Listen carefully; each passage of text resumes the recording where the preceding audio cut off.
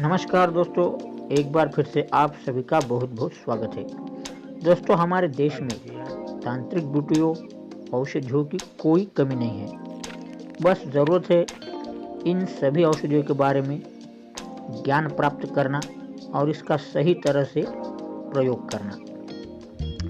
दोस्तों, हमारे ऋषि मुनि जैसे कि चरक ऋषि, वाग्भट ऋषि, च्यवन ऋषि और अन्य बहुत सारे ऋषि मुनियों ने कई युग पहले ही इन बूटियों के बारे में हमें ज्ञान दिया है। इनमें औषधीय बूटियाँ और तांत्रिक बूटियाँ भी शामिल है। दोस्तों, हमारे चारों वेद और कई प्रकार के तांत्रिक ग्रंथ और पौराणिक ग्रंथों में भी हमें इन सभी औषधियों का और तांत्रिक बूटियों का जिक्र मिलता है। जैसे हजारों साल पुराने रामायण में हमें संजीवनी बूटी और विशल्यकरणी जैसी बूटी के बारे में बताया गया है।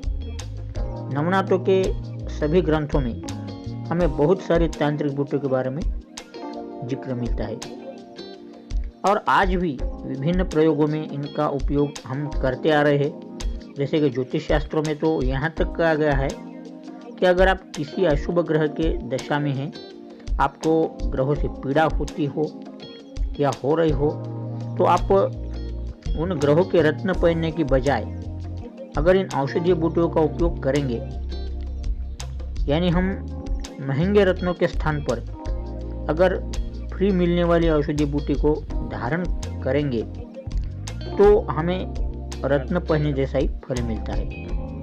यानी हम रत्नों के स्थान पर इन औषधीय बूटियों को भी धारण कर सकते हैं।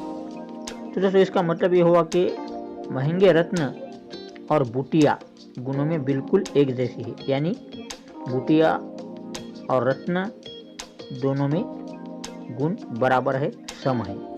तो दोस्तों, कहने का तात्पर्य यह है कि अगर हम इन बूटियों के शक्तियों का विचार करें तो इनमें कई असीम शक्तियाँ भरी हुई है जो कि गुप्त है, लेकिन हम इन गुप्त शक्तियों से अनजान होने के कारण इन गुप्त शक्तियों का फायदा नहीं उठा सकते। तो दोस्तों, आज हम ऐसी ही एक दिव्य चमत्कारी बूटी के बारे में आपको बताएंगे, आपको उसे अवगत करेंगे, जो कि एक बहुत ही दिव्य प्रयोग है और ये बूटी भी असीम दिव्य शक्ति का भंडार है। तो दोस्तों, आप इस श्लोक को पढ़ चुके होंगे। ये वीडियो में जो श्लोक मैंने आपके सामने रखा है, तो दोस्तों ये श्लोक इस प्रकार है। श्वेत बालाम बीजम तत्तेलम तु समाहरेत तत्तेलम जनम नेत्रम दृश्यतम इष्ट देवतम। तो दोस्तों, ये जो श्लोक है वह अपने आप में एक असीम दिव्य शक्ति का प्रतीक है, जो कि हमें बता रहा है कि इन बूटी में कितनी असीम शक्ति छुपी हुई है। तो दोस्तों, आपने इस श्लोक को तो पढ़ा होगा। तो आज हम आपको इस औषधीय बूटी का एक गुप्त प्रयोग बताएंगे। दोस्तों, इस बूटी को जो आप देख रहे हैं, इसका नाम है श्वेत देवबाला। इसमें और दो प्रजातियां पाई जाती है, एक होती है नीले रंग की और एक होती है गुलाबी रंग की। तो दोस्तों, हमें प्रयोग में लाना है श्वेत देवबाला को। दोस्तों, इस नाम को दो शब्दों में जोड़कर बनाया गया है। एक है देव यानी ईश्वर और दूसरा है बाला यानी पुत्री। इसका मतलब है ईश्वर की पुत्री। जी हाँ दोस्तों, इसका जिस तरह से नाम है यह बिल्कुल इसी काम में कारगर है।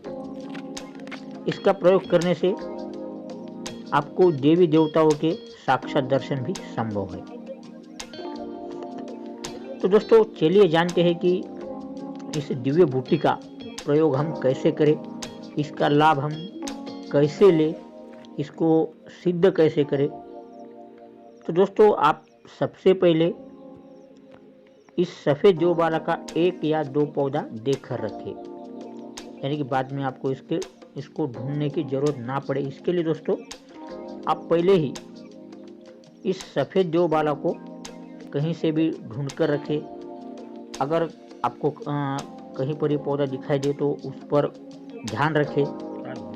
जब उसमें बीज पक जाए तो इन सारे पौधों से आप इसके बीज एकत्रित कर ले और फिर इसे घर लाकर, और घर लाना है तो दोस्तों आप एक बात का ध्यान रखें, किसी भी शुभ दिन या शुभ नक्षत्र में इसको अपने घर लाए ताकि ये प्रयोग और भी कारगर हो सके। तो दोस्तों जब आप इस बीजों को शुभ नक्षत्र में शुभ दिन आप इसे एकत्रित कर ले तो इसके बाद इसका आप यथा विधि से, जो कि हमारी प्राचीन विधि है तेल निकालने की, तो इन विधियों से इसका तेल निकाल ले। हो सकता है थोड़ा सा कष्ट हो, लेकिन दोस्तों इसका तेल बिल्कुल निकाला जा सकता है। तो दोस्तों इस तेल में थोड़ा सा आप अंजन मिलाकर इसको अच्छी तरह से घोट ले।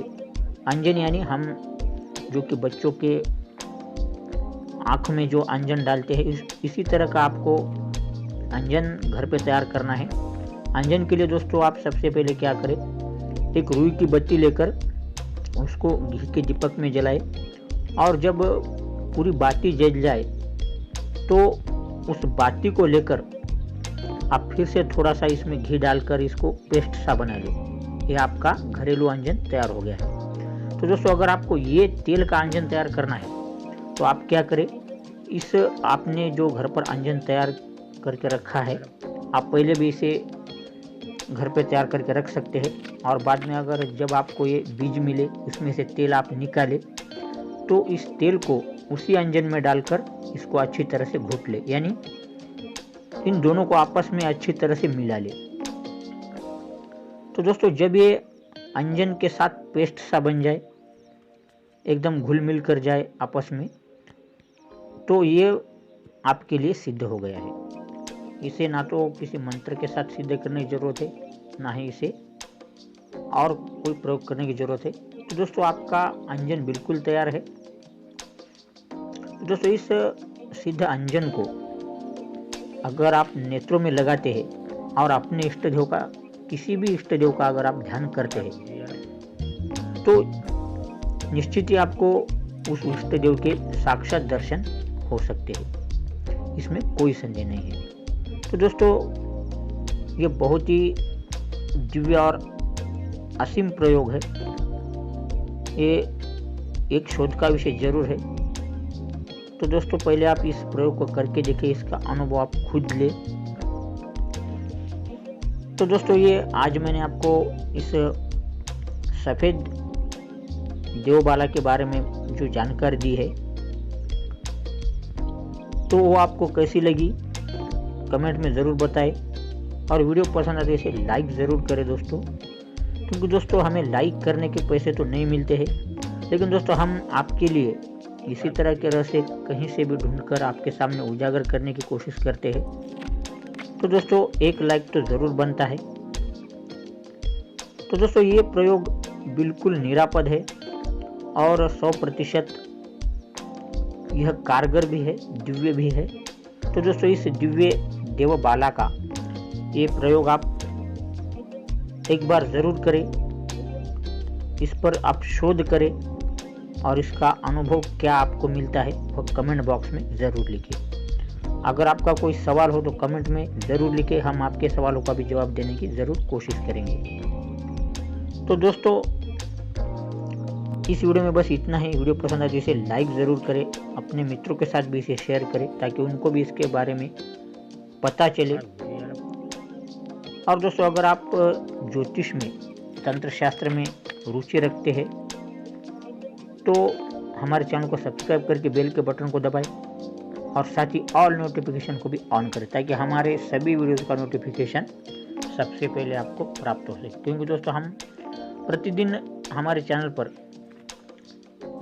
वीडियो ज़रूर अपलोड करते हैं जिससे कि आपके ज्ञान में वृद्धि हो। तो दोस्तों मिलते हैं अगली वीडियो में एक और नई जानकारी के साथ, एक और नए रहस्य के साथ। ये वीडियो देखने के लिए आपका बहुत बहुत धन्यवाद। आपका दिन शुभ हो।